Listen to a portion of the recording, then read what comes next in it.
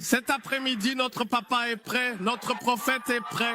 Acclamez le Seigneur et recevons. Frappez dans vos mains, j'en suis sûr.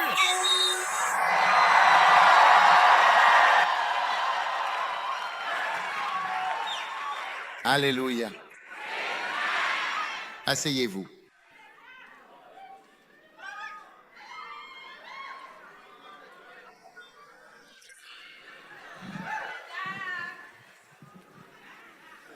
J'espère que vous écoutez très attentivement.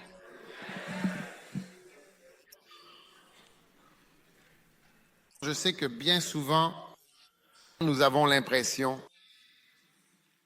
que nous avons fait ce que nous pouvions faire. Mais j'ai juste une question. Qui est l'une de mes questions préférées que j'ai reçues d'un grand homme de Dieu il y a quelques années? Et la question est la suivante. Ne peux-tu pas faire juste un tout petit peu plus?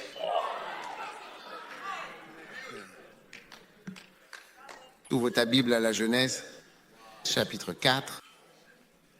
Et voyons quelle différence un tout petit peu plus peut faire. Genèse, chapitre 4. Juste un tout petit peu plus. Ne peux-tu pas faire peut-être juste un tout petit peu plus? Verset 1. Adam connaissait sa femme.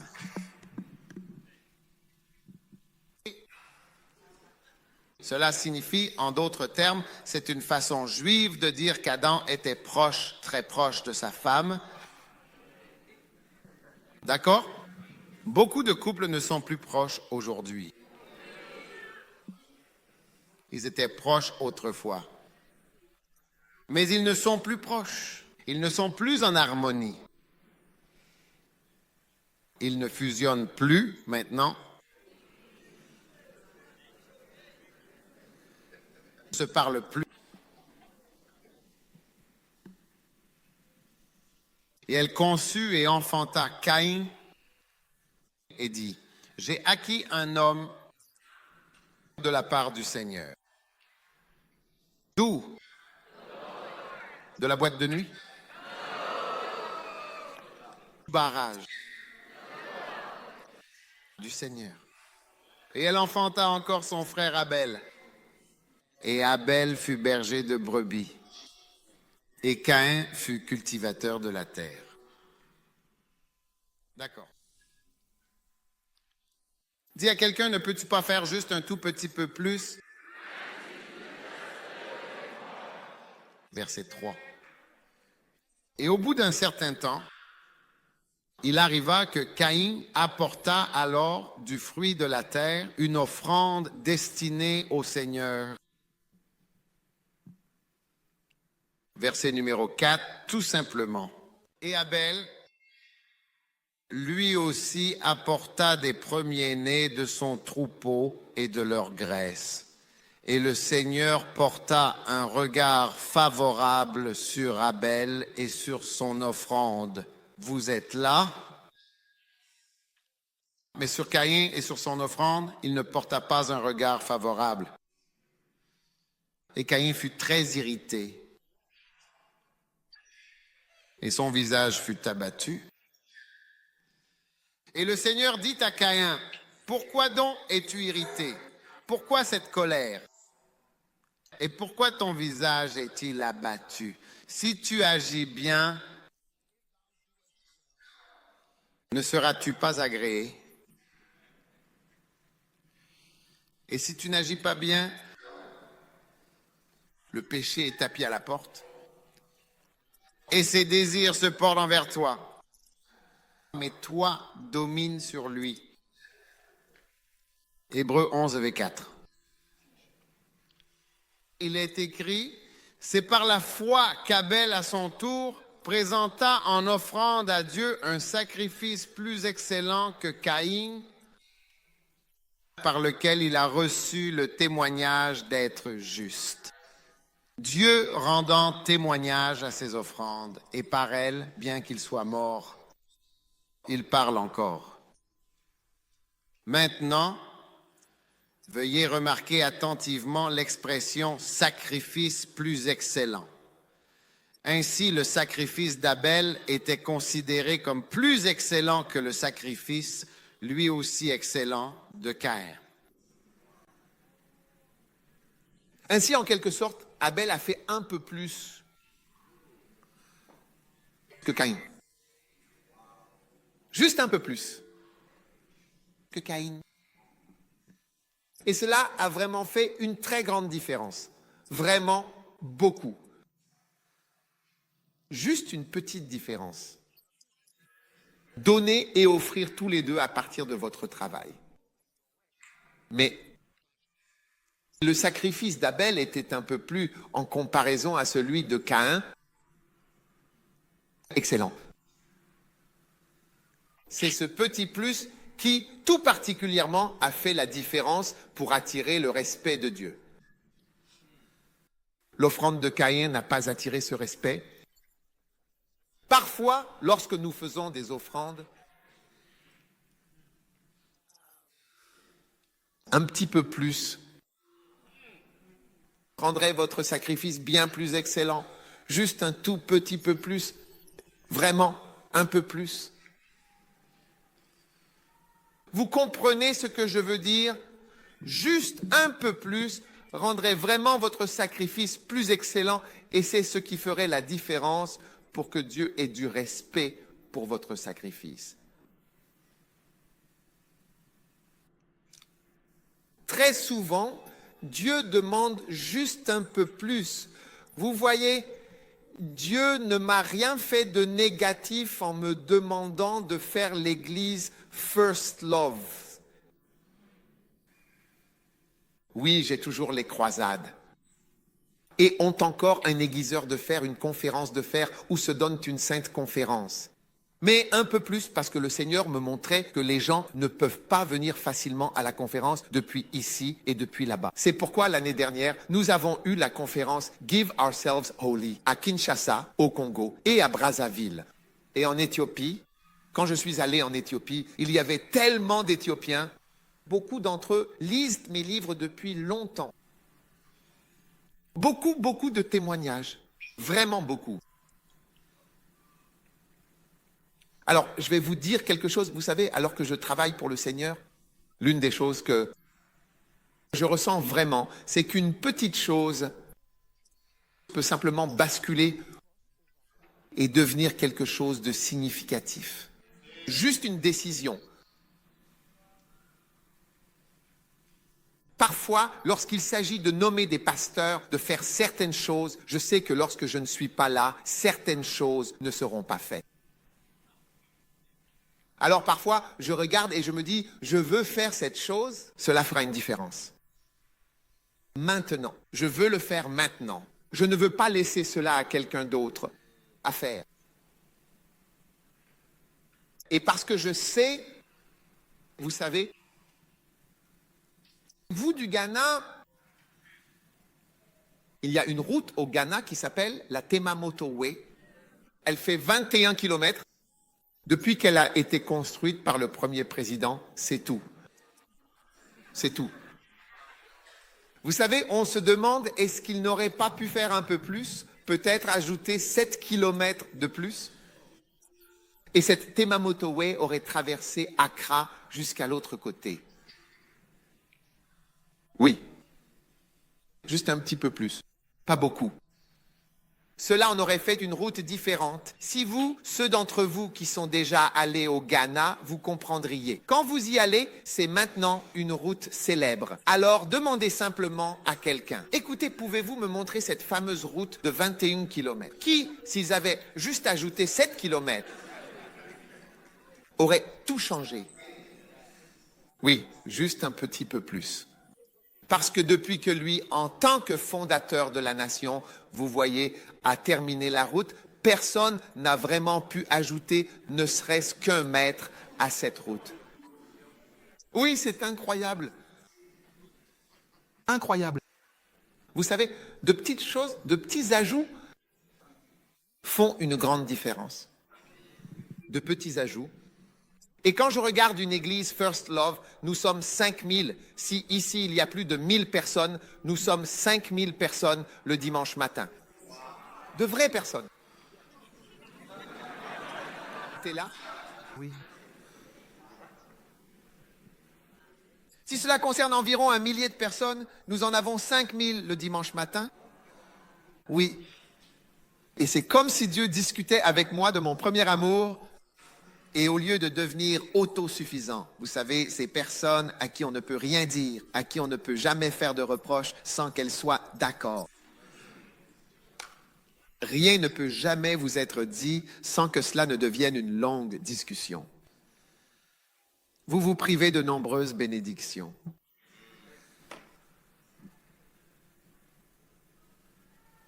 Et j'ai des enfants, les enfants du peuple, d'un certain âge. Ils sont tous avec moi. L'avenir, les gens. Vous avez amené vos enfants, les enfants du peuple.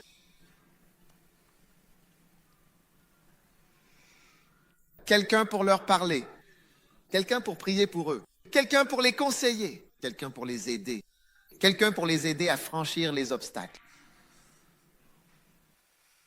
Un peu plus encore. Vous voyez, c'est tout dont Dieu discutait avec moi. Au lieu de venir avec de l'auto-justice, quel premier amour? N'as-tu pas déjà fait cela? Arrête cette bêtise, cette histoire d'auto-justice ridicule. On ne peut rien discuter avec toi. Tu offres des légumes à Dieu en sacrifice. Et il ne mange pas de salade. Dieu ne mange pas de salade. Il ne mange pas de salade. Oui. Il n'en mange pas. Il n'aime pas ça. Il ne s'en sert pas. C'est un peu plus d'effort.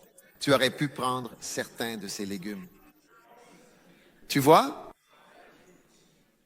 Oui. Et les échanger, obtenir une chèvre ou quelque chose, et tu aurais fait juste un peu plus d'effort. Je ne pense pas que ce soit une question de pauvreté, mais simplement un peu plus d'effort. Pour faire peut-être, bien sûr, quelques légumes de plus pour compenser, mais il n'y a aucun effort.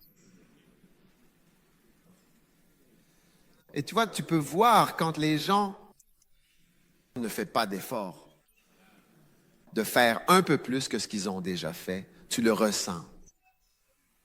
Oui.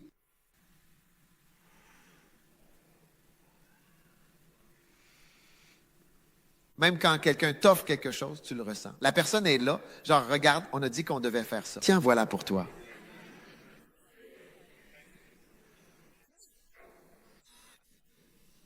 N'est-ce pas ce que tu veux? Prends-le. Alors, mes amis, je vous le dis, juste un tout petit peu plus peut faire une grande différence. Un peu plus d'effort, un peu plus de temps. Alors, surtout là, vraiment, surtout ne retiens pas. Surtout pas. Tu sais, regarde Caïn et Abel maintenant. Tu es tellement contrarié que Dieu ne te reçoit. Il ne semble pas te bénir. Et maintenant, tu t'en prends à quelqu'un qui ne t'a rien fait. Et tu es devenu un meurtrier simplement parce que tu n'as pas voulu faire ce petit effort supplémentaire. Le mal se multiplie en toi et tu deviens le premier meurtrier du monde. Donc, en ne faisant pas ce petit peu en plus, la colère qui grandit en toi et l'approbation apparente de Dieu envers les autres suscite l'envie en toi, comme les pharisiens. Ils ont crucifié Jésus par pure envie. Alors, mes chers amis, Dieu m'a envoyé vous demander, ne pouvez-vous pas faire juste un tout petit peu plus? Un tout petit peu plus? Vous le pouvez? Oui, nous le pouvons. Merci, mon frère. Merci. Oui, nous le pouvons. Le président Obama devrait m'aider à dire « Oui, nous le pouvons ».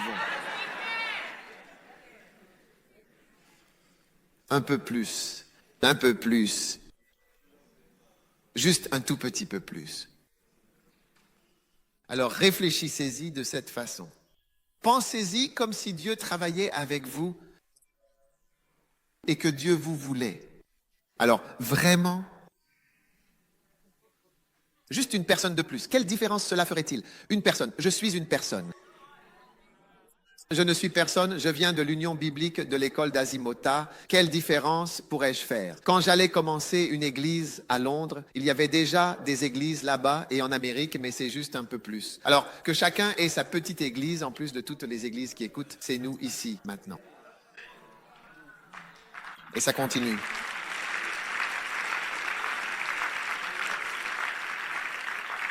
Donc Dieu va te demander encore et encore, toujours plus, et souvent juste un petit peu plus à chaque fois. Mais bien sûr, ton auto-justice peut l'en empêcher. Tu sais pas, je rends grâce à Dieu pour Jésus. Cet homme qu'il a rencontré, celui qui lui disait qu'il n'avait rien fait de mal. Voilà ce qu'il a servi. Il l'a même caché pour le protéger. Jésus l'a démasqué sur le champ. Il a dit, tu es un homme mauvais. Ce n'est pas que tu as gardé mon argent. Tu es mauvais. Il dit, je l'aime bien. Il n'était pas un homme. Il n'était pas un homme.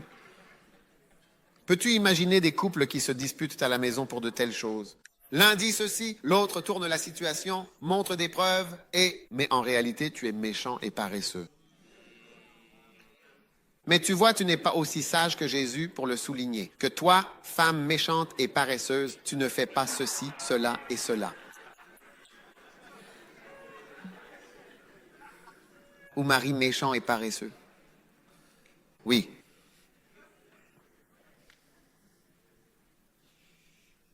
Hein? La méchanceté et la paresse.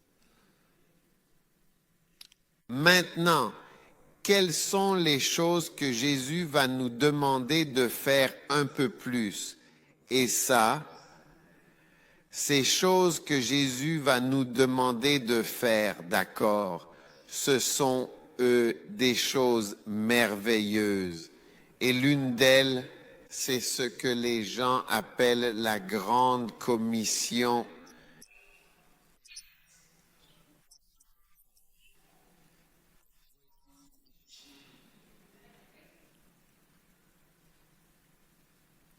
La grande commission.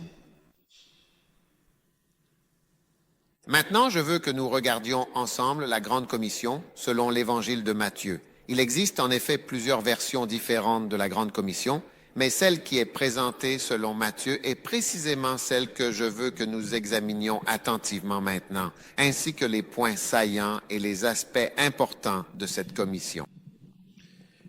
Matthieu 28, 17 dans la Bible, ou si vous préférez, l'évangile selon Jean, chapitre 20, verset 21. 21. Magnifique. Jean 20, 21. Très bien. Je pense que je dois faire mon propre travail indépendant ici. Comme mon Père m'a envoyé, moi aussi je vous envoie. Vous êtes d'accord? Alors Jésus nous envoie pour faire quoi? Comme une récompense. C'est la récompense. Regardez bien la récompense. Matthieu 28, et lorsqu'ils le virent, verset 17, ils l'adorèrent, mais quelques-uns doutèrent. Et Jésus s'approcha alors et leur parla, disant, « Tout pouvoir m'a été donné dans le ciel ainsi que sur la terre. » Amen. Amen. Allez donc, faites en effet de toutes les nations des disciples, en les baptisant au nom du Père, du Fils et du Saint-Esprit, et enseignez-leur soigneusement à observer tout ce que je vous ai prescrit. Et voici, je suis avec vous tous les jours jusqu'à la fin du monde. Amen. Amen. Très bien.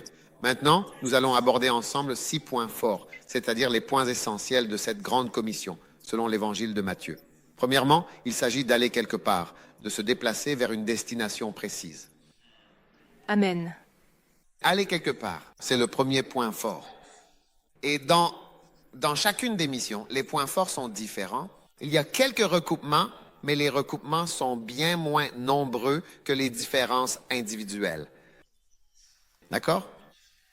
Donc, allez quelque part. C'est cela le plus que Dieu veut que vous fassiez. Amen. Amen. Le plus, c'est d'aller quelque part. Aller quelque part.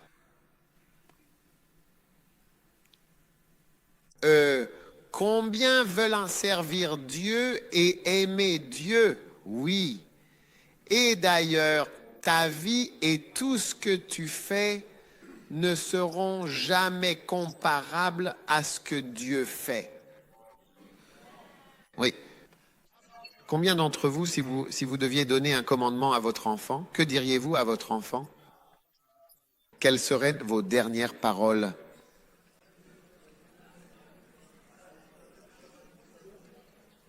Lève-toi, dis que tu es en train de mourir. Combien d'enfants as-tu? 4. 4. Oui, monseigneur. Quels seraient tes derniers mots pour ton... Tu as appelé, comment s'appelle ton premier? Nathanaël, Nathanaël.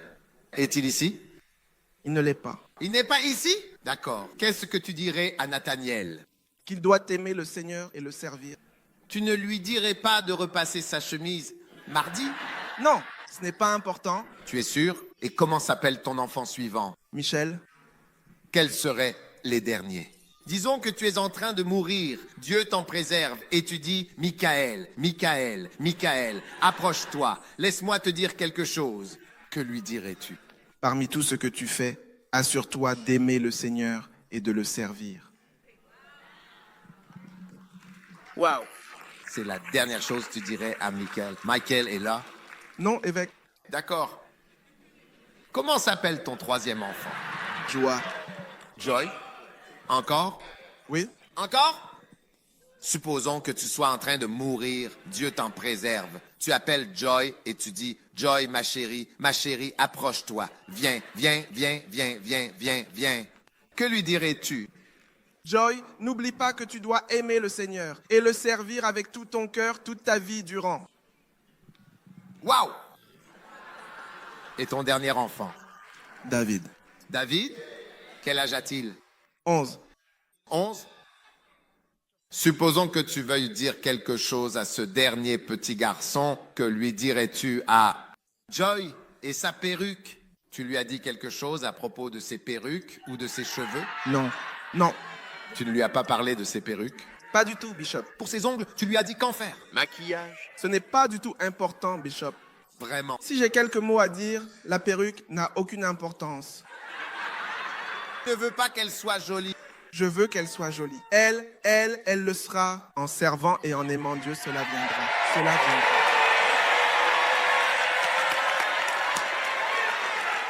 Cela s'ajoutera. Donc je dois utiliser mon temps très judicieusement parce que je ne sais pas si mon dernier souffle sera. Si j'ajoute ces autres choses, je pourrais dire la chose la plus importante. Je dois être économe avec le temps qu'il me reste.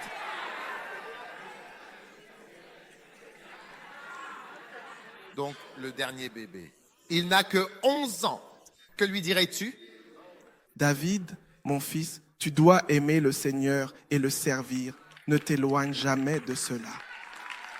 C'est très important. Souviens-toi de mes paroles. D'accord.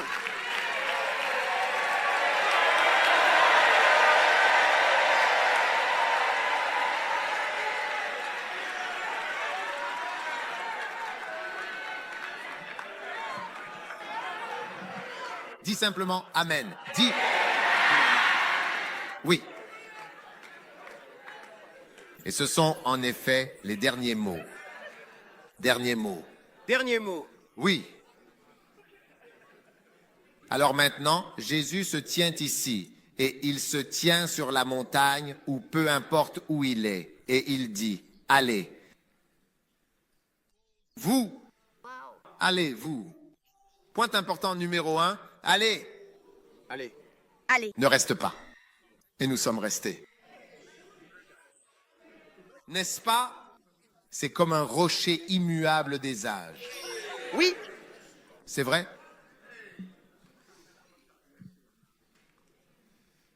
Donc, je veux tout simplement souligner que très peu de ministères est réellement possible sans aller quelque part pour prêcher quelque part. Très peu de ministères est en réalité possible sans aller. C'est pourquoi beaucoup d'entre nous, hélas, sont stériles. Oui. Parce que tu sembles penser que les paroles de Jésus ont moins d'importance et de poids pour toi que les paroles de Mammon. Oui, bien sûr. Mammon dit, reste. Jésus dit, va. Lequel vas-tu faire? Rester. Cela veut dire que Mammon est ton Dieu, pas Jésus. C'est vrai. Tu sais, prêche-le. Prêche-le. Tu n'aimes pas ce que je dis, hein? Et Jésus dit, va. Mammon dit, reste. Qui est le plus puissant? Qui est le plus puissant? maman. Non, je veux dire qui est le plus puissant dans ta vie. Oui, bien sûr. Besoin de justice. Qui est le plus puissant? Celui qui même te fait bouger. Maman, parce que nous ne bougeons pas, vous savez. Tu vois, c'est mieux. Regarde, il vaut mieux dire, Jésus, Mammon est plus puissant que toi dans ma vie. Je t'en supplie, je t'en supplie, je t'en supplie, je t'en supplie. Aide-moi. Aide-moi. Ouais. Waouh. La vérité. Waouh. Assieds-toi.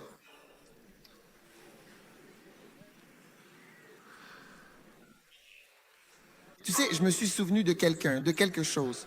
Tu sais, il y a quelques semaines, quelqu'un est venu me voir dans mon bureau. Et ce qu'il est venu me dire ressemble à ce que ce serviteur a dit. Je n'ai rien fait, j'ai gardé ta chose. Et ceci, et cela, et cela. Donc il est venu et il s'est assis. J'étais assis ici, il était assis en face. Et il a dit, ah, je suis venu te dire ceci et cela. Je me suis simplement assis dans ma chaise et je l'ai regardé. Je n'ai pas dit un mot. Tu m'écoutes? Oui. Il s'est juste agenouillé et a dit, je t'en supplie, je t'en supplie, je t'en supplie. Oui, il a juste, je t'en supplie, je t'en supplie. Il savait. Il savait ce qu'il disait et ce qu'il faisait. Je t'en supplie, je t'en supplie. Je n'ai pas dit, je n'ai pas dit. Est-ce que c'était bien, mal? J'étais sur le point de prier pour, je t'en supplie.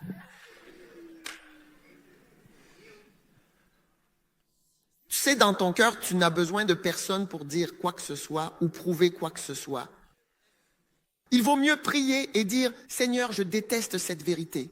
Tu vois, c'est pour ça que j'ai dit que lorsque Dieu m'a dit premier amour, tu as abandonné ton premier amour. Je faisais mon moment de recueillement. Tu me dis, parce que j'ai lu à ce sujet et ça m'est resté, ça ne partait pas. Tu as abandonné ton premier amour. Donc, ce n'est pas que ça s'applique à quelqu'un d'autre. Il semble que ça s'applique à moi. Alors, j'ai commencé à prier à ce sujet parce que c'est la seule façon d'avancer avec Dieu. Alors, ne reste pas ici à dire que Jésus est plus puissant que Mammon dans ta vie parce que Mammon est bien plus puissant que Jésus dans ta vie. Pourquoi crois-tu que je n'appellerai aucun d'entre vous pour vous envoyer jusqu'aux extrémités du monde? Les endroits dont Jésus a parlé, je ne vais pas répéter les paroles de Jésus pour vous, parce que j'ai vu une puissance plus grande dans votre vie. Oui. Donc, je n'essaierai pas de défier cette puissance.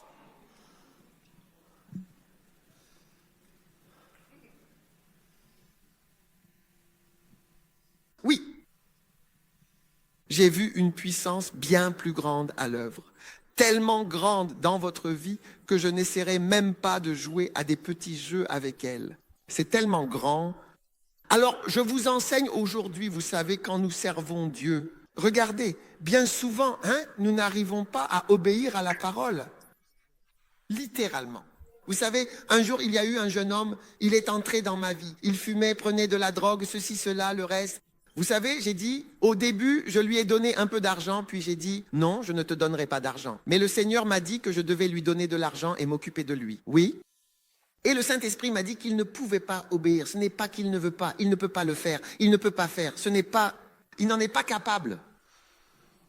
Alors occupe-toi de lui. Quand il est mort, sa famille était venue me remercier car personne dans sa famille n'était prêt à s'occuper de lui à nouveau. Mais Dieu a touché mon cœur pour que je prenne soin de lui, alors je me suis occupé de lui. Puis il est devenu, je m'occupais de lui, il allait bien. Un jour il est tombé malade, puis il est mort. Chaque fois que je donnais, je mettais une de mes personnes responsables, je disais, celui-ci, à chaque fois, donnez-lui de l'argent pour ceci, pour cette semaine. Chaque semaine, c'est de l'argent pour vivre. Je veille sur toi pour que tu vives. Je savais qu'il ferait de mauvaises choses avec l'argent. Mais c'est de l'argent pour la nourriture. Cet argent, tout. Pour toi. Oui, oui, parce qu'il ne peut pas le faire. Il ne peut pas le faire. Oh, il a dit ça, il ne peut pas le faire. Il a dit, il ne peut pas faire. Et beaucoup d'entre nous, nous regardons les choses qui sont dans la Bible, nous ne pouvons pas les faire. Ne dis pas que tu peux le faire. Oh, moi, Ne me laisse pas te donner une bonne gifle là tout de suite. Dis plutôt, je vois que je ne peux pas faire ces choses que tu dis. Dieu, aide-moi. C'est tout. Oui. Et tu commenceras à voir vraiment des miracles dans ta vie. Je te le dis, tu commenceras à voir des miracles dans ta vie. Tu verras des miracles dans ta vie. Et la puissance de Dieu dans ta vie. Amen. Amen. Mais c'est Dieu, s'il veut que tu sois patient. Mais toi, tu es impatient. Au lieu de dire ce que tu dis, que je suis impatient, quoi que je fasse, je le fais avec mon cœur. Tu ne peux pas me dire que je suis impatient. J'ai fait ceci, j'ai pris ce temps pour le faire. J'ai posé ces questions. Tu vois, tu as dressé un écran qui ne te protège de rien d'autre que simplement de la parole de Dieu. Tu es maintenant en train de bloquer la parole de Dieu pour qu'elle ne s'approche pas de toi. Ce n'est pas une bonne chose. Oui. Et nous tous, je vous le dis, on a divers aspects du climat avec lesquels nous luttons. Oui. Et certaines luttes, nous ne pouvons pas les surmonter. Donc, quand je te fais remarquer quelque chose comme cela, je dis Mammon et Jésus, qui était le plus puissant. D'accord. Et la bénédiction que Dieu nous apporte, c'est de dire, je vais te donner ma grande mission. Après avoir travaillé pour Jésus pendant 3 ans, il dit, magnifique, Charlie, vous êtes ceux qui ont souffert avec moi. C'est le moment de la récompense. D'accord, vas-y.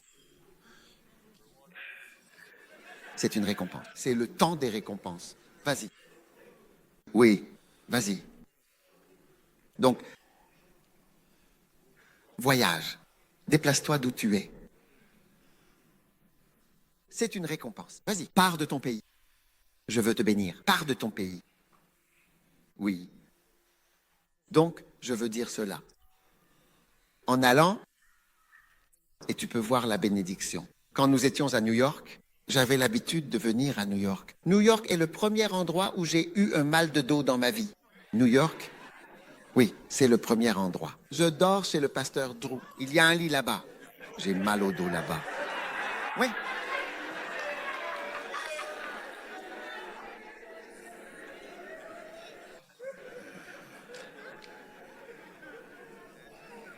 Et je lui ai dit, pars de New York.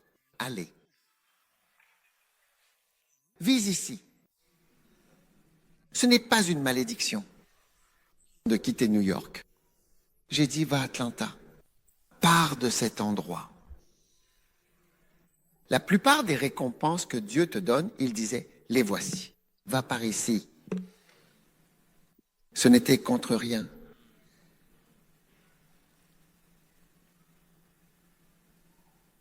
Et l'évêque d'Oua ne bougeait pas. Il ne bougeait pas. Demande-lui après l'église, il faut le faire. Il ne bougeait pas. Est-ce que Dieu nous a fait du mal en nous donnant des églises partout en Amérique?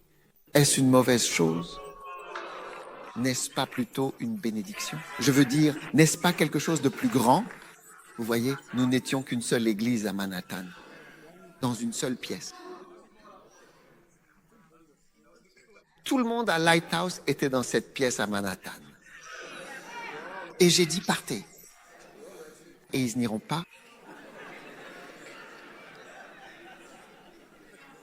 Maintenant, toute personne que vous voyez qu'on appelle évêque dans notre église, cela veut dire qu'il est passé par beaucoup de réunions difficiles. Oui. Oui. Toute personne sur qui on utilise le mot évêque, cela veut dire qu'il a traversé beaucoup de choses. Oui, beaucoup de réunions difficiles. Des tremblements, des pleurs, des secousses, des épreuves. Oui. Ce qui ne vous arrive pas si vous êtes un pasteur laïque. Non, non, non, non, non, non. Alors, un jour, j'étais à la maison quand il m'a appelé. Et il a dit qu'il avait eu un terrible accident dans la région de Manhattan. Il conduisait quelqu'un. Et il a dit qu'il partait maintenant pour Atlanta.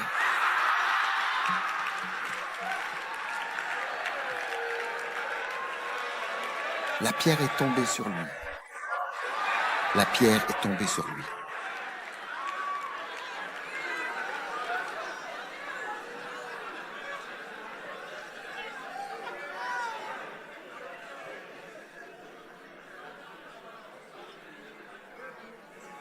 Regardez, je dis simplement, est-ce que Jésus a fait quoi que ce soit contre nous? Nous avons une église partout. Est-ce une mauvaise chose? Vous voyez, ce n'est pas une question de voiture, d'argent ou de quoi que ce soit de ce genre.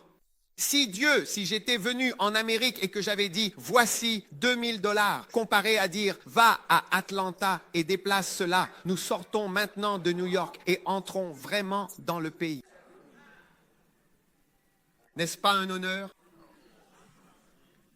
Mais vous voyez ce que nous ne réalisons pas, et je veux que vous croyiez le mot sujet. Vous allez au ciel, là-bas ils vous parleront et poseront des questions. Vous, avez-vous lu à ce sujet dans Matthieu? L'ange sera là, je vous le dis. Alors ouvrez Matthieu.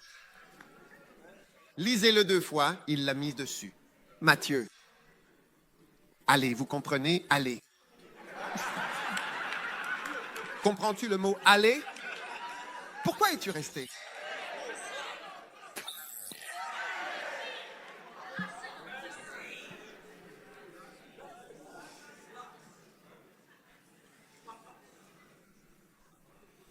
Ce ne sera pas facile au paradis? Non. Regarde. Au Ghana, je n'ai besoin de rien. Je n'ai pas besoin de venir ici. Il n'y a rien ici que je n'ai pas au Ghana. Qu'est-ce que vous avez ici? La télévision? J'en ai une à la maison. Quoi d'autre? La radio? J'ai la radio. Pommes de terre. On en a au Ghana. On en a ici des pommes de terre. Ah! Nous avons des téléphones au Ghana. Avez-vous du Kili-Wili ici? Connaissez-vous le Kili-Wili? Connaissez-vous le Kili-Wili? Avez-vous du Kili-Wili? Avez-vous du Kili-Wili? Avez-vous du Nedo?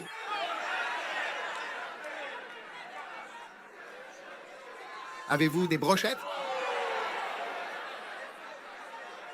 Je ne sais pas pourquoi vous battez autant.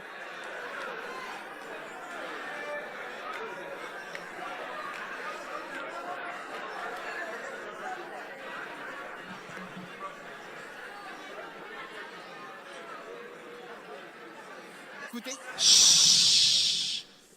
Je n'ai pas besoin d'aller nulle part. C'est la vérité, en effet. Et je vais vous dire, vous savez, beaucoup d'hommes de Dieu américains, des ministres, n'ont pas besoin d'aller ailleurs parce qu'il n'y a rien. Ils ont un salaire très élevé. Ils ont tout ce dont ils ont besoin. Ils n'ont pas besoin d'aller ailleurs pour quoi que ce soit. Ça ne change rien. Partout ailleurs, c'est pauvre ou encore plus pauvre. C'est vrai. Certains gagnent plusieurs milliers de dollars par mois. S'ils vont prêcher quelque part, on peut leur donner une offrande de 400 $, 300 $, 800 $. Il n'y a rien. Ils n'en ont pas besoin. Alors, ils ne vont nulle part. Et vous voyez que l'Église a changé depuis qu'elle a arrêté d'aller. Mais avant les assemblées de Dieu et d'autres, on pouvait trouver leurs missionnaires partout au Ghana, partout dans le monde. On les voyait en pratique, en Amérique du Sud et partout. Aujourd'hui, l'Église en Amérique a changé. C'est essentiellement une organisation qui lutte pour survivre, toujours en train de se battre contre l'homosexualité, l'avortement ou autre. Vous vous battez contre quelque chose que vous perdez complètement, assis dans un monde que vous perdez ou ne pouvez pas gagner. C'est tout ce qu'il reste de l'Église. Avant, c'était quelque chose de puissant parce que c'était une Église qui allait de l'avant. Quand vous enlevez ce « aller », cela signifie qu'il y a beaucoup d'endroits où vous ne pouvez pas prêcher et beaucoup de fruits que vous ne pouvez pas porter. Ce mot « aller » est un point fort de la grande commission, du grand commandement, de la grande instruction de Dieu pour nous. Allez, allez, allez.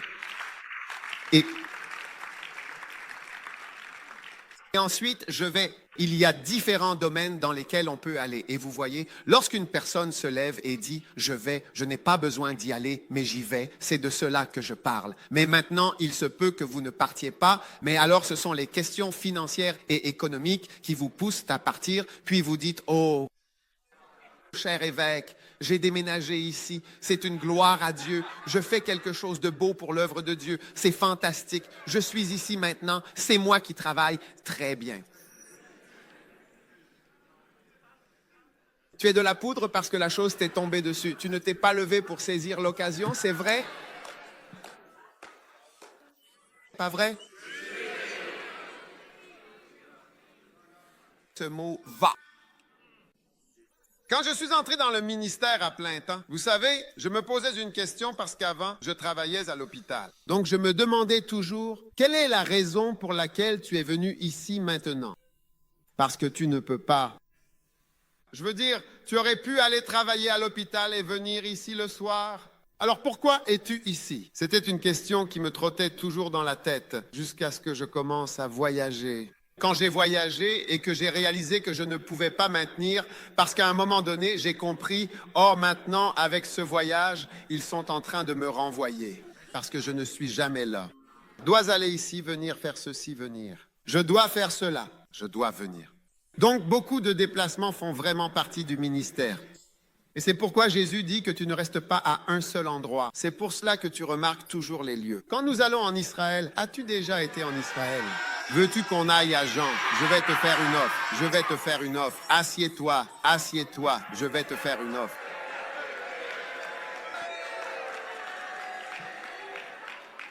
Nous allons organiser ici une véritable retraite et non pas un autre service dans une salle avec 5000 Américains réunis ici. Est-ce que c'est possible que le campement, c'est-à-dire les gens qui viennent au camp, soient aussi nombreux que 5000? C'est un objectif que je te donne. Quand tu auras accompli cela, j'organiserai un voyage spécial et exclusif en Israël avec uniquement des chrétiens américains. Personne d'autre ne sera autorisé. Tu ne pourras pas venir d'ailleurs pour rejoindre ce groupe en Israël. C'est un accord que je passe avec toi, oui. Je te confie cette mission et tu vas l'apprécier. Quand j'irai avec toi en Israël, tu vas aimer ça, même si tu te rends compte que tu n'y es jamais allé auparavant. Oui. J'y étais l'an dernier avec des amis. Ils ont dit, nous avons jamais vécu cela auparavant. Pas juste y aller, tu étais là. Oui, oui, ouais. Parce que nous y allons dans le ministère de Jésus. Il ne s'agit pas simplement d'écouter des guides touristiques qui ne sont pas chrétiens. Oui, tu étais là. Ah, il était là. Tu as dit quoi? Cela rend la Bible réelle pour toi. Te montrer toutes les choses de la Bible là-bas. Je t'emmène dans la chambre 2. Kayla par choc. Mais non, les Jamaïcains, les Caribéens ne sont pas autorisés à faire un tel voyage. Tu sais, nous n'acceptons pas les gens de Londres. Il n'y a aucune chance, aucune chance. C'est bien, ça c'est les États-Unis. Sinon, ça expose le voyage quand il y a des gens d'ailleurs. Je ne veux pas du Nicaragua et tout ça.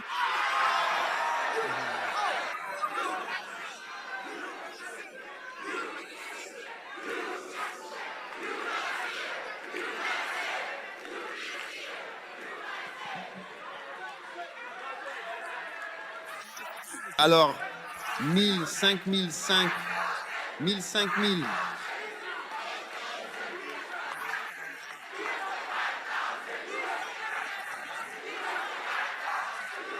Cinq mille.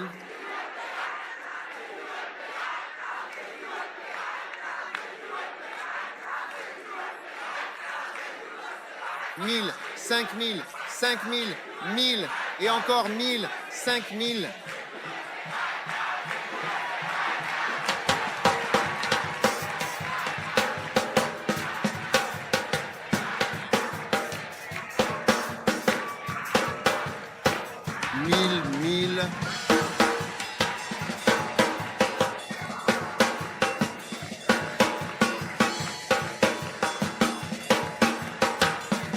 Maintenant, quand tu vas en Israël et que vous êtes trop nombreux, ce n'est pas agréable.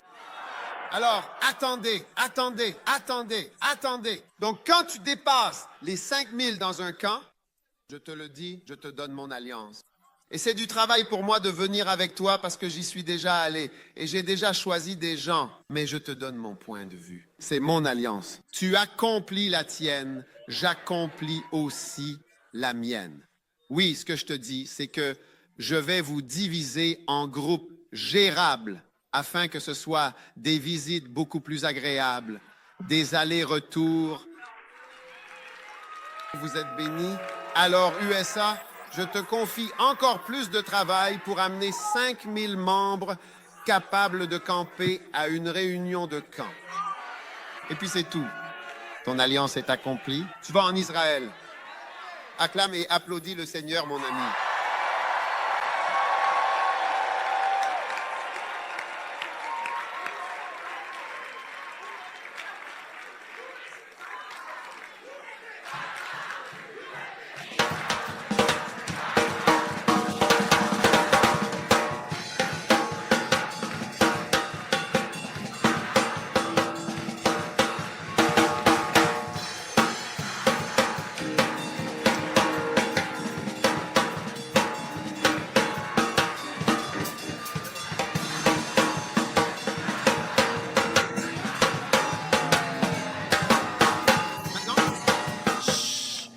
Pour gagner ce nombre d'âmes, il faut aussi permettre aux jeunes d'être pasteurs et apôtres.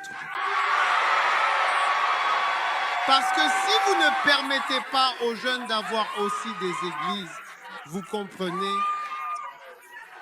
nous ne pourrons pas atteindre ces chiffres. Parce qu'ils doivent tous être pasteurs et apôtres et enseignants et tout cela concernant la parole. Est-ce que vous m'écoutez?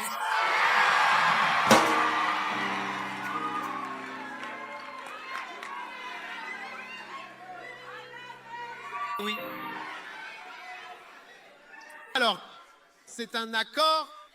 Maintenant, cela n'inclut pas le Canada. Ceci ne vous inclut pas. Vous, les Américains, vous êtes des Canadiens. Je viens à Calgary en juin, donc nous avons une rencontre. Je peux aussi conclure un accord avec vous. Oui.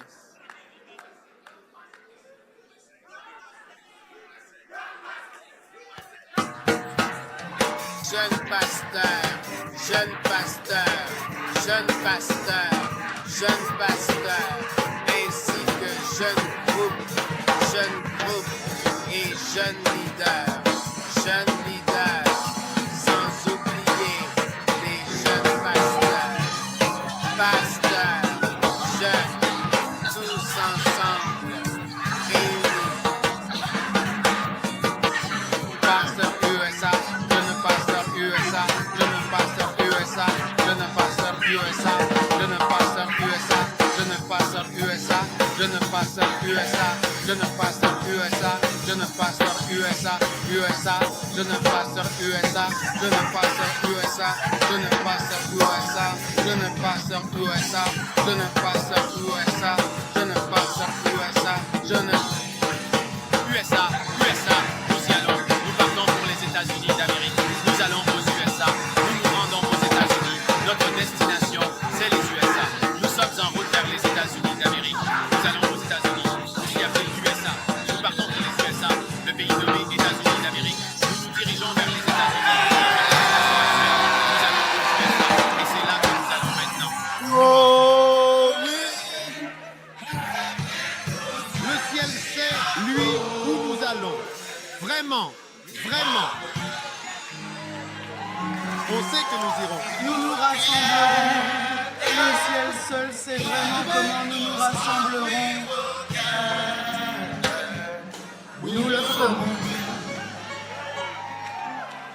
It will be hard, we know. And the road will be muddy. Vraiment chaoteuse. Nous y arriverons. Le ciel sait comment nous y arriverons. Nous savons que nous le ferons. Nous y allons. Jésus a dit d'y aller. Et nous y allons. Qui a dit d'y aller? Qui a dit vas-y, Jésus? Qui a dit vas-y? Jésus a dit, allez, allez, allez donc.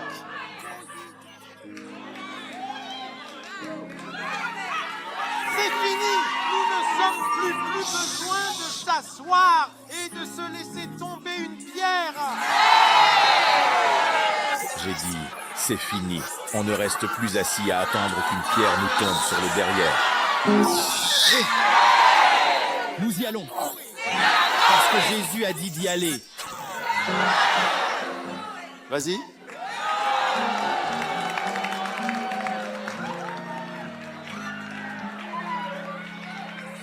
Allez, nous savons que tu y vas. Nous guiderons.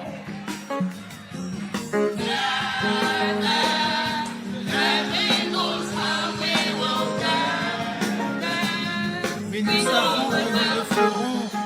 Ce sera difficile. Nous le savons bien. C'est la road est chaotique, très très chaotique. Je guiderai Dieu avec ses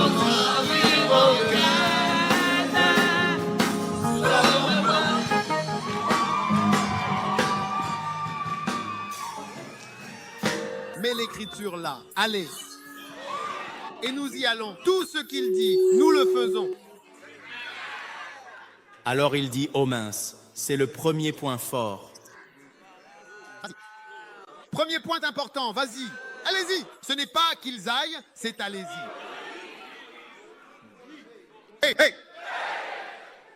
Peut-être que le deuxième point fort est toi, c'est toi qui dois y aller. C'est toi qui dois y aller. Ne pense pas aux autres. Pourquoi penses-tu à quelqu'un d'autre dans ce message?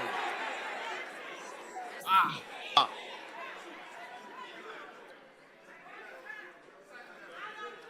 Me voici, envoie-les. Me voici, envoie-les. Envoie quelqu'un. Va juste quelque part. Prêche quelque part. Asseyez-vous un instant.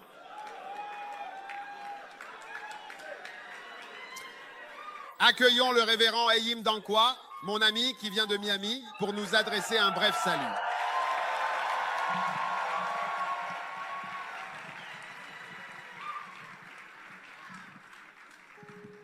Je suis béni d'être avec vous cet après-midi. Lighthouse Chapel, vous êtes vraiment tellement bénis. Vous êtes bénis parce que vous avez un leader béni. L'évêque n'est pas seulement une bénédiction pour Lighthouse Chapel, mais pour le monde entier.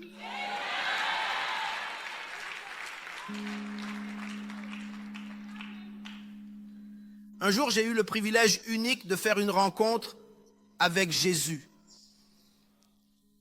Et lors de cette rencontre, la dernière partie était qu'il se tenait là et me regardait, me fixait du regard. Il mesurait presque 1,80 m, un peu, probablement, peut-être comme la taille de l'évêque. Il n'est pas musclé, il n'a pas de ventre, il avait des cheveux châtain clair, bouclés par ici, et son attitude, c'était vraiment l'humilité, la véritable humilité. Vous voyez, quand vous le voyez, vous voyez l'épi, l'incarnation de l'humilité, douceur et gentillesse. Il se tenait là et me regardait. Et j'étais tellement honoré de voir le Créateur, tellement humble, debout là. Vous voyez, cela m'a donné une grande leçon que l'attitude querelleuse des gens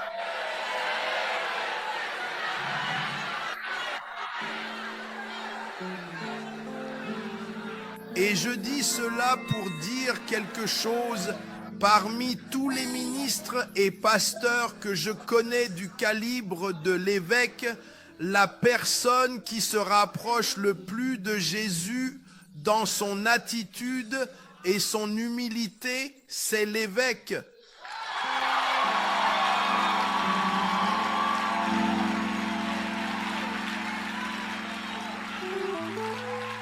Un jour, il y a quelque temps, mon fils aîné, alors qu'il prêchait, comme il le fait parfois, a pris la parole et il a dit les mots suivants. Qui se rapproche, qui ressemblera à Jésus? Et il a dit, peut-être l'évêque d'Arc. Oui, c'est ce qu'il a dit. Et donc, nous sommes tellement bénis. Moi, je le suis de près. La nuit dernière, j'ai dormi 2h30, puis nous nous sommes réveillés et avons pris la route. Je veux suivre cet homme parce que c'est un homme bon. Et vous êtes vraiment bénis. Parfois, certains d'entre vous ne réalisent peut-être pas vraiment ce que vous avez. Vous avez un homme de Dieu béni. Et je suis heureux de l'avoir connu. Il m'appelle son ami.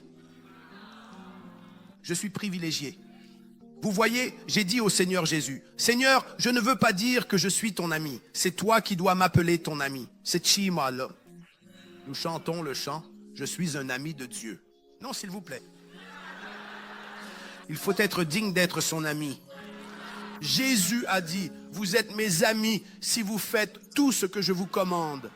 Alors, je rends grâce à Dieu pour l'évêque d'Arc et d'être son ami. Que Dieu vous bénisse. Merci beaucoup pour votre aide. Oh.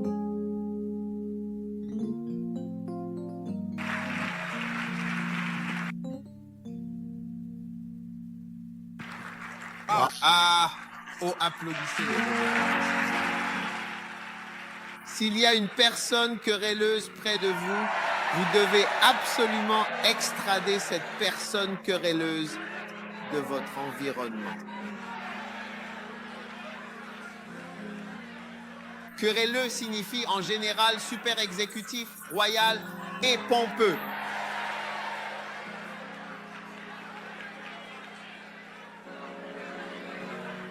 Dites à votre voisin, pas de querelleux ici. Aucun litige.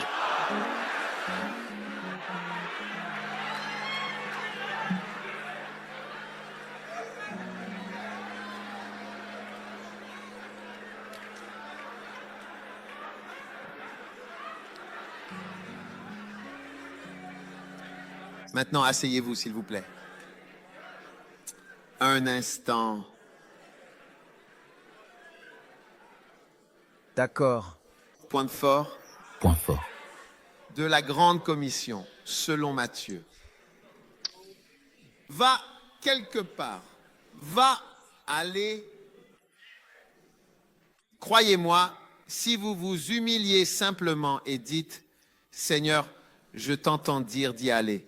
Seigneur, Seigneur, c'est entre toi et moi. Seigneur, je ne veux vraiment aller nulle part. Seigneur, je t'en supplie, s'il te plaît. Seigneur, je ne dis pas ces choses d'habitude, mais je n'ai vraiment pas envie d'aller quelque part. S'il te plaît, aide-moi, Jésus. Je t'en supplie, aide-moi, je t'en prie. Je ne veux pas te désobéir, mais là, c'est un peu trop. Veux-tu m'aider, Seigneur? Merci infiniment de m'aider du fond du cœur. Amen. C'est tout. Ne dis rien d'autre et tu seras surpris. La puissance de Dieu est fantastique. Il est rare que je vois Dieu demander à quelqu'un un saut très élevé. D'après toute mon expérience de marche avec Dieu, ce sont des pas doux, pas à pas, pas à pas. Il est rare qu'il y ait un pas qui ne soit pas lié ou en rapport d'une manière ou d'une autre avec le précédent. C'est mon expérience. Il est rare qu'il y ait un énorme saut vers quoi que ce soit. Oui.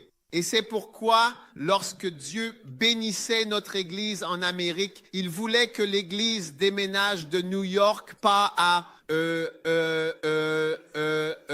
Machichi au Mozambique, non, juste à Atlanta. Et cela devenait un problème.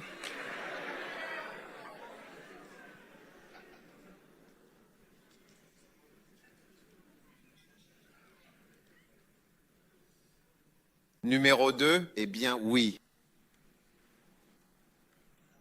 Ne t'avise pas d'appliquer cela à quelqu'un d'autre. Quand je parle d'auto-justice, nous en avons parlé ce matin. Applique-le à toi-même. Je t'en supplie. Je t'en supplie. Regarde-toi bien. Ne pense à personne d'autre, lointain. Mets en avant le point numéro 3. Et enseigne, enseigne. Mais avant que nous abordions le point numéro 3, je vais l'appeler « Toutes les nations ». Oui. Donc, toutes les nations font partie de la grande commission. Toutes les nations font partie de la grande commission. Donc, l'Amérique n'est qu'une seule. Alors, qui penses-tu qui ira dans ces nations? À ton avis? Qui proposes-tu? Oui, bien sûr, absolument, évidemment.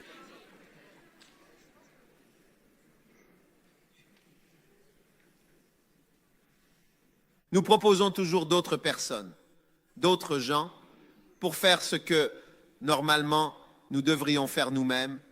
Oui, c'est vrai. Un jour, un frère n'allait pas bien.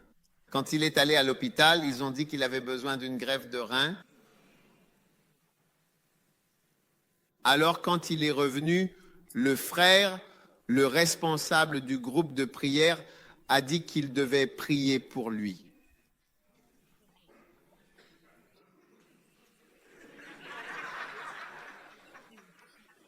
Et le principal problème, c'était qu'il avait besoin d'un donneur. Quelqu'un pour donner son rein.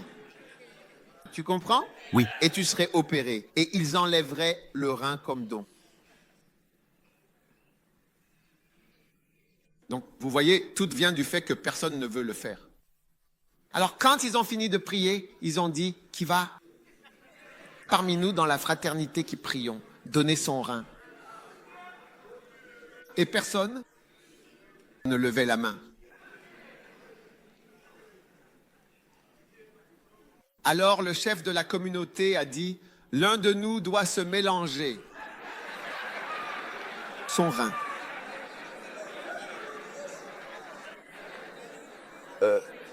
Oui. Alors, tu écoutes? Je te raconte une histoire vraie. Eh bien, comme personne ne se proposait, le responsable de la fraternité a pris une plume. Et il a dit qu'il allait simplement laisser la plume dans l'air et que la plume allait descendre et que celui sur qui elle tomberait, eh bien, devrait alors donner, excusez-moi,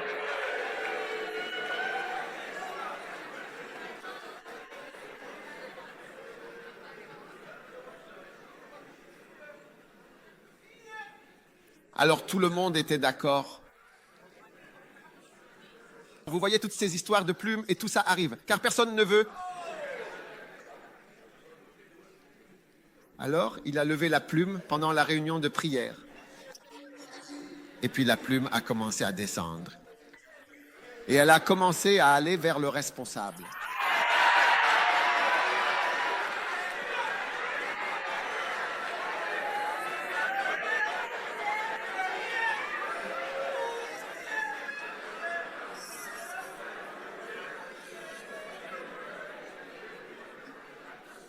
Immédiatement, le leader a commencé à acheter le... prier pour que la plume aille vers quelqu'un d'autre.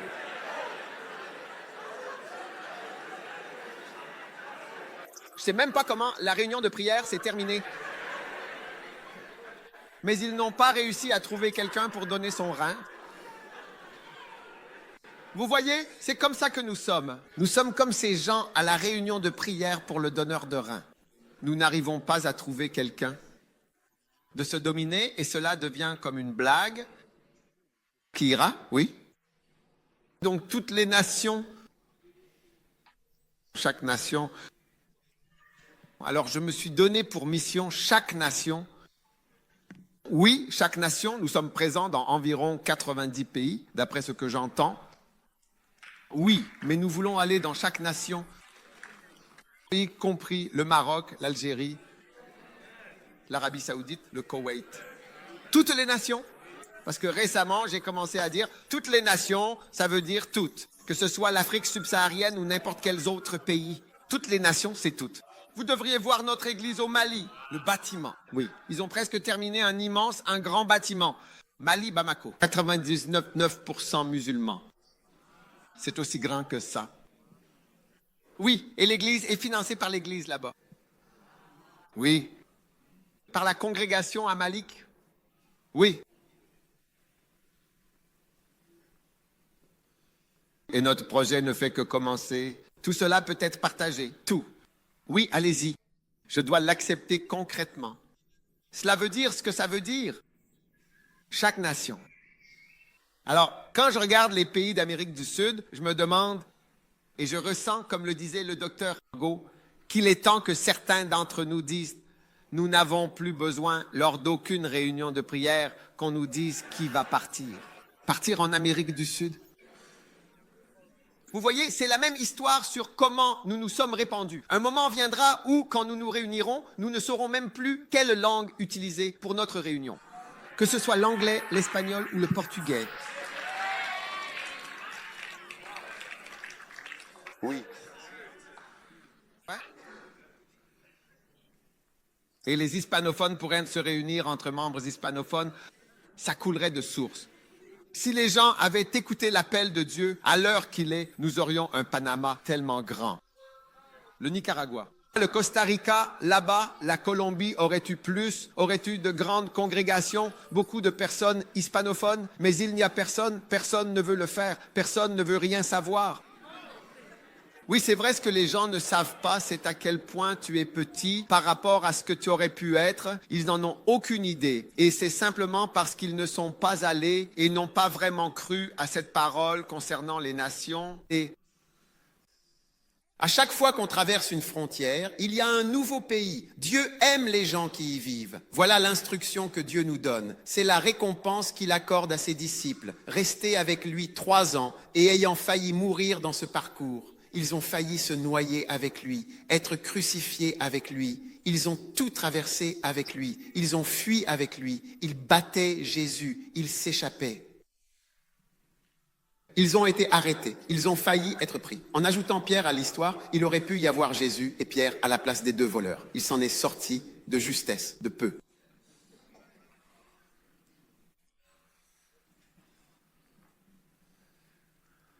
Est-ce que vous m'écoutez ?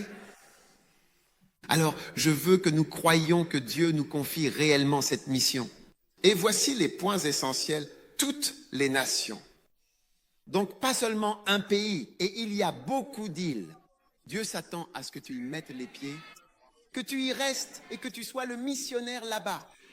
Oui, c'est cela, la grande mission. Et c'est sa récompense. C'est sa récompense pour nous. Voilà sa récompense pour nous. Voilà sa récompense pour nous. C'est sa bénédiction pour nous. Ce n'est rien d'autre qu'une grande bénédiction. Les gens regardent notre église, sont émerveillés. Récemment, j'y étais et j'ai vu qu'un avocat avait publié sur Facebook qu'il était allé dans un pays islamique. Il a vu notre église et a dit, regardez, l'un des produits d'exportation du Ghana, c'est cette église Lighthouse.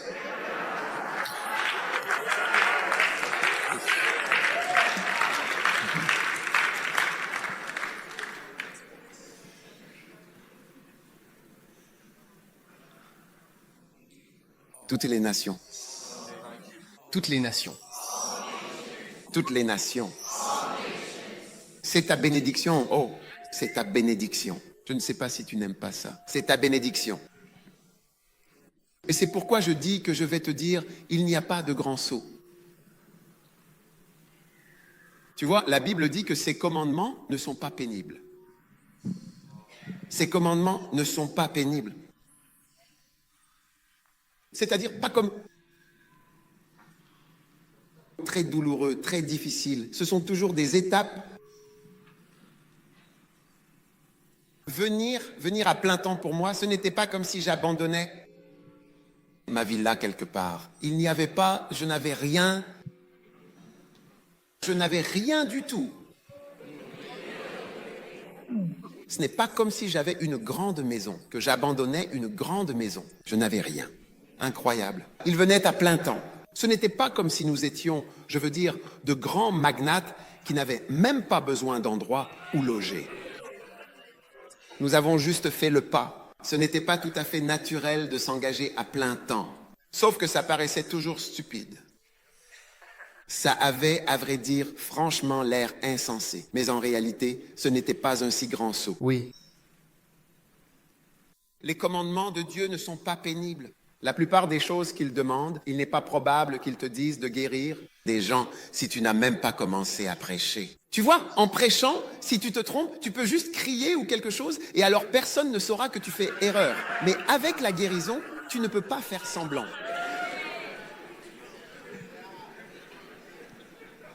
Il n'est pas probable qu'il t'envoie faire de l'évangélisation mondiale quelque part, alors que même dans ta propre région, tu n'y arrives peut-être pas. Tu vois, quand je suis allé en Suisse, un de nos pasteurs de Suisse m'a dit, regarde, il a pris le livre Comment naître de nouveau et l'a mis dans la boîte aux lettres de tout le monde. Oui, il m'a dit combien de centaines d'exemplaires il avait fait. Il a dit qu'il allait en imprimer encore plus lui-même. Et il l'a mis là. Et il m'a dit que quelqu'un était venu à l'église grâce à certaines de ses actions. Oui. Je veux dire, avant même de dire que tu vas écrire un livre, quelqu'un en a déjà écrit un et tu n'arrives même pas à le distribuer. Avant de commencer à écrire des livres, la plupart des choses que Dieu nous demande de faire sont simplement l'étape suivante, la toute prochaine étape. Ce n'est pas si extraordinaire. Donc j'ai dit, allez dans toutes les nations. Et quel est le pays suivant? Le Mexique.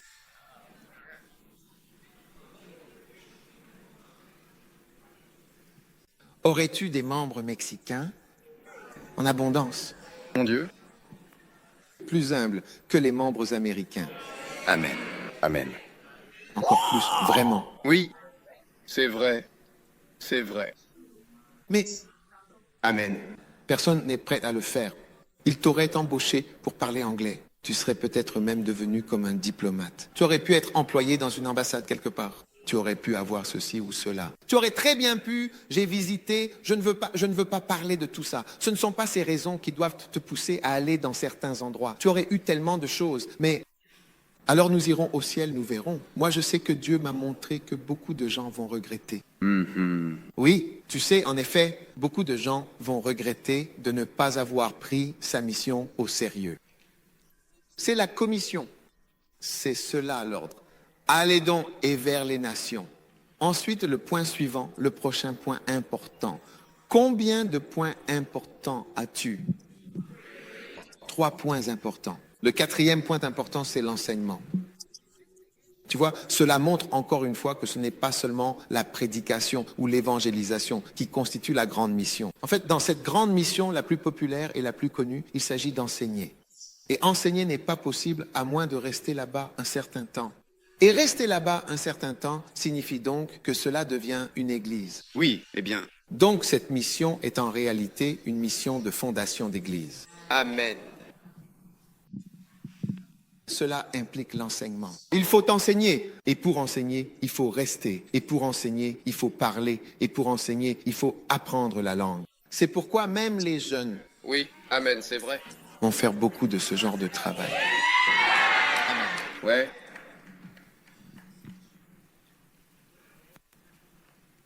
Ouais. Tu sais, une personne m'a dit quelque chose. Il a dit, être dans le ministère, c'est passionnant.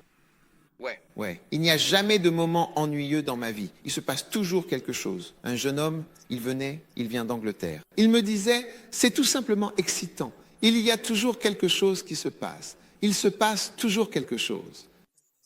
Un frère m'a dit un jour en arrivant, tu rends le ministère passionnant. Il a l'air passionnant, agréable et amusant. Et c'est amusant, c'est excitant. Il y a toujours quelque chose contre quoi on se bat, qu'on tue, qu'on arrête, qu'on déplace, qu'on résout, qu'on pousse quelque chose. Tu comprends? Il n'y a jamais de moment ennuyeux. Jamais de moment ennuyeux. Ouais. Amen. Ouais. Tu es chauffeur de bus d'ici à là-bas. Tu viens, puis tu repars, puis tu reviens, puis tu repars. 6 fois par jour. C'est tout. Et tu fais ça tous les jours pendant les 20 prochaines années. Ou dans un avion, t'assois. Ici, tu pars, tu reviens, tu pars, tu reviens, tu pars, tu reviens, comme ça. Il y a des métiers plus élevés. Ouais. Métiers plus élevés. Métiers plus élevés. Amen. La récompense que Jésus a donnée à ses disciples était celle-ci. Allez donc, enseignez-leur. Et ensuite, la suivante, c'est de les baptiser au nom du Père, du Fils et du Saint-Esprit. Donc, baptiser des gens au nom du Père, au nom du Fils et au nom du Saint-Esprit. Des baptêmes. Combien parmi vous n'ont pas encore été baptisés dans l'eau? Oui. Vous devez être baptisé d'eau et dans le Saint-Esprit et parler en langue. Qui ici n'a pas encore reçu le Saint-Esprit et ne parle pas en langue? Vous ne parlez pas encore en langue. Agitez votre main. Faites-moi signe. Faites-moi signe. Faites-moi signe. Faites-moi signe. Oui, nous sommes assez nombreux. Vous devez parler en langue. Vous devez être baptisé dans le Saint-Esprit. Parce que sans le Saint-Esprit, il est difficile d'être un bon chrétien. Vous luttez trop. Vous devez être baptisé du Saint-Esprit. Amen. Amen. Alors, allez dans les nations. Allez donc faire la volonté de Dieu. C'est la belle volonté de Dieu. Amen. Alors c'est ça la bénédiction. La bénédiction se trouve dans la nation où tu vas. La bénédiction est dans le voyage.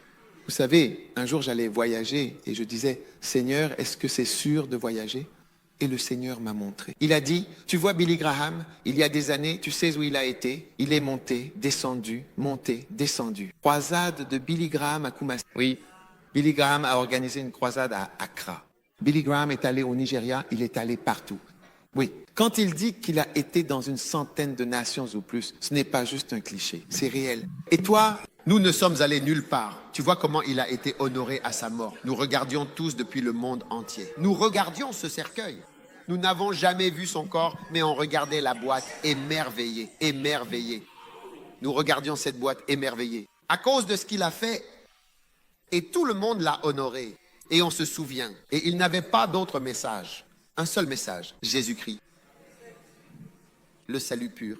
Tu vois comment il a été honoré? Tous les présidents. J'ai vu le président Clinton debout là. Regardez, parler.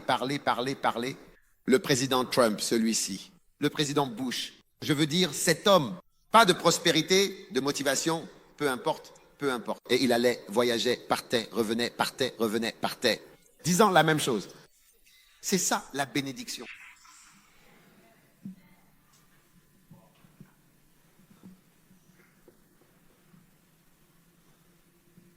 Il n'y a pas de commande comme celle-ci. Il se suffit à lui-même en tant que récompense pour les souffrances des disciples. Après tout ce qu'ils ont traversé, il leur a donné encore plus de travail. Je sais que vous avez travaillé avec moi pendant 3 ans, mais voici maintenant votre récompense. Allez vers toutes les nations du monde. Et Dieu vous accorde sa grande récompense pour avoir travaillé pour lui en Amérique. En Amérique. Et maintenant, il nous donne une mission. Nous voulons 5000 membres campeurs dans un camp. C'est tout. Et si vous y parvenez, quelque chose de merveilleux arrivera à chacun. Je vous le dis, vous serez renversés par 1000 sortes de bénédictions. Je vous assure, vous ferez des culbutes tant il y aura de bénédictions. Oui, vous n'allez même pas croire à quoi cela a mené. Oui, il n'y a rien de négatif dans la mission de Dieu, c'est 100% positif et une lumière éclatante brillera sur votre vie en permanence. Pour que vous accomplissiez sa volonté et sa mission, la grande mission rendue populaire par Hudson Taylor, ce mot n'était utilisé par personne avant lui, il a dit, c'est la grande mission, c'est la plus importante, c'est la plus importante, c'est la plus importante. La dernière était la plus importante. Il l'a appelée la grande mission, c'est la plus grande.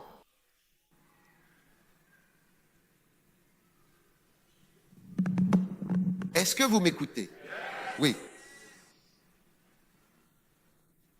Alors il doit s'élever un esprit d'obéissance à Dieu. Il doit vraiment s'élever, en effet, un esprit de « Oui, Seigneur. Oui, Seigneur. Oui, Seigneur. Oui, Seigneur. » Et j'ose dire que certaines personnes religieuses sont même plus obéissantes. Je veux dire, des gens qui ne sont pas charismatiques et qui ne sont pas des gens du Saint-Esprit sont plus obéissants que nous. Certains d'entre eux qui n'ont pas fait. J'ai rencontré un certain nombre de personnes qui m'ont dit « Vous savez, j'aurais dû être prêtre, mais je n'ai pas pu. » Alors j'aide cette personne à devenir prêtre. Et je ne retrouve pas beaucoup cela dans nos cercles où l'on entend « Oh, j'aurais dû faire ceci. » Mais comme je ne l'ai pas fait, j'aide cette personne à le faire. Je ne le vois pas souvent. C'est presque comme si nous ne le faisions pas tous. Nous ne l'avons tous pas fait. Nous n'avons tous rien fait. Oui. Mais cela devrait être en nous. Je ne l'ai pas fait, mais c'est ce que j'aurais dû faire. Je veux aider quelqu'un à le faire.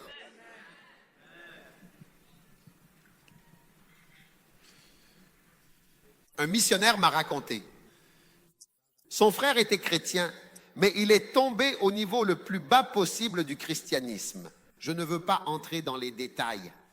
Mais il m'a dit, c'est mon frère, mon propre frère, qui m'envoie de l'argent, qui m'a soutenu dans cette mission difficile et qui a soutenu de toutes ses forces ma mission. Il est, lui, actuellement, dans la plus grande difficulté, vraiment. Oui, c'est lui. Incroyable. Parfois, notre propre justice, comment dire, tu ne veux pas que quelqu'un brille et te fasse paraître un peu étrange ou sombre. On préfère tous rester dans l'obscurité pour que nous ayons tous l'air gris. Nous avons l'air gris. Mais si je pousse cette personne et qu'elle brille en blanc, cela me fera paraître noir. C'est notre tour d'accepter, Seigneur, même moi j'accepte une grande mission maintenant. Oui, parce que cela s'applique à nous tous ces pays, le Maroc. Je les ai exclus de ma préoccupation, Charlie. Ils devraient tous, je ne sais pas où ils vont, en enfer ou au paradis ou peu importe. Charlie, je ne suis pas le sauveur du monde. Ils doivent trouver leur propre salut.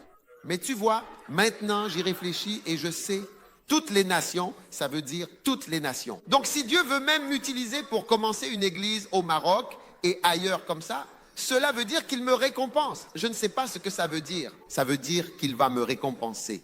Et c'est la récompense qu'il me donne. Ça veut dire que je dois être en vie pour le faire. Plus. Arrêtez d'essayer de trouver des maris. Arrêtez de perdre votre temps. C'est un travail très difficile dans lequel vous vous engagez. Regardez le commandement là-bas. Allez-y. Pensez à cela. Allez-y, enseignez.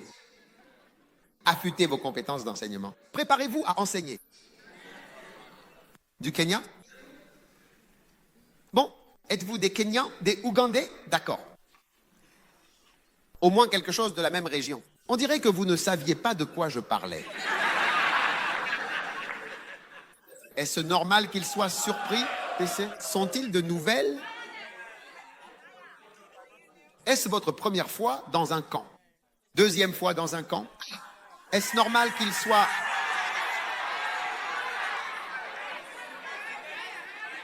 Ils ne mendiennent même pas. Ils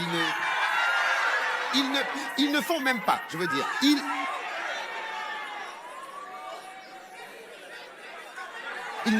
Ils ne mendient même pas. Bon, ils mendient. Tu ne vois pas qu'ils mendient? Donne-moi la bouteille.